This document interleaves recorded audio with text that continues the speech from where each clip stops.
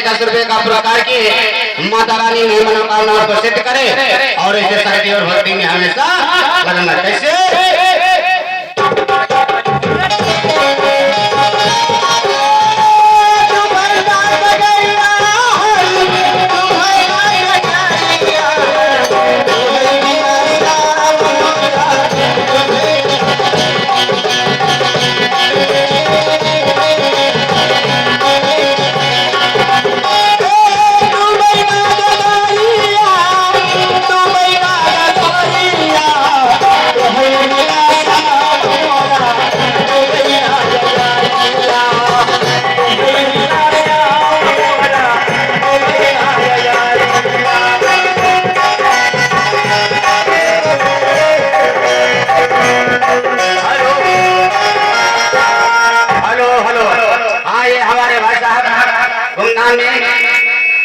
डूबे ना गदरिया ये 10 रुपए का पुरस्कार की हमारी पार्टी से धन्यवाद और भैया से हाथ जोड़कर प्रणाम है और हमारे से आशीर्वाद है।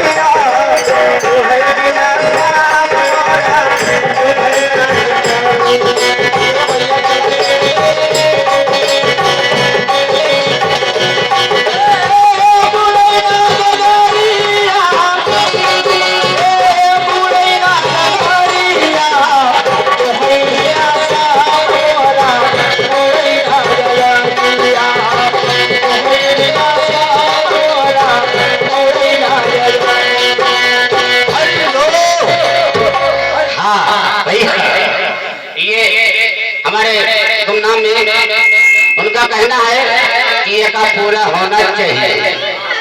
हाँ ये 10 रुपए के हमारी पार्टी से धन्यवाद और भैया से हाथ जोड़कर प्रणाम है। कैसे अरे तू कोई ना कगारिया तू कोई ना कगारिया तू ही बिना मोरा तू कोई ना कगारिया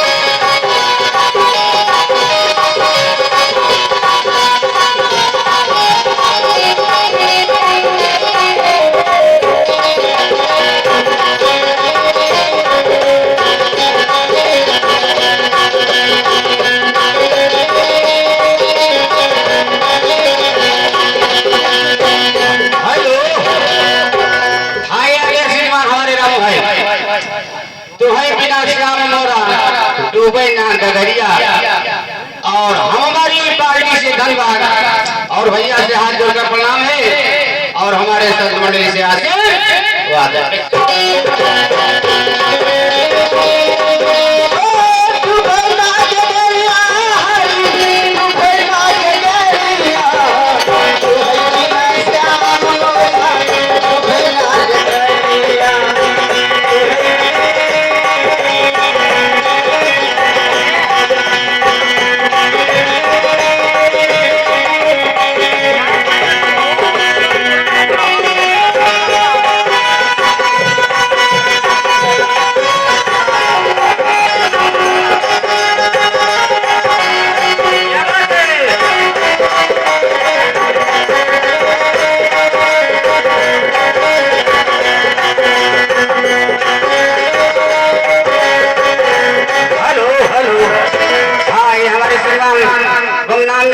ये 10 रुपए का पुरस्कार के हम हमारी पार्टी से धन्यवाद और भैया से हार्दिक स्वागत है। यहाँ रहो, यहाँ लगे रहो नन्ना भाई।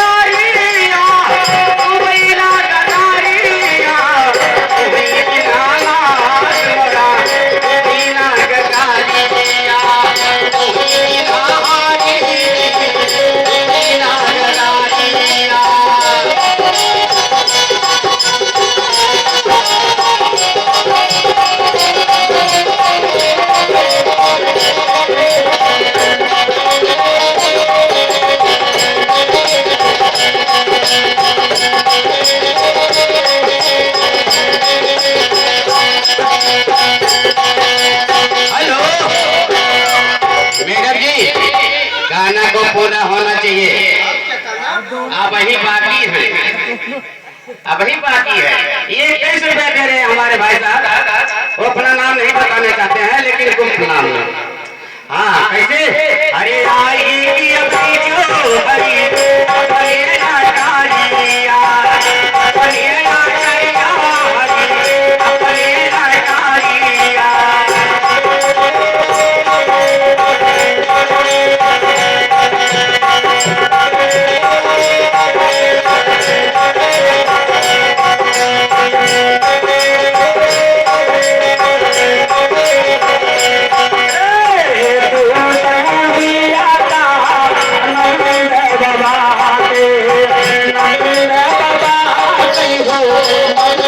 Baba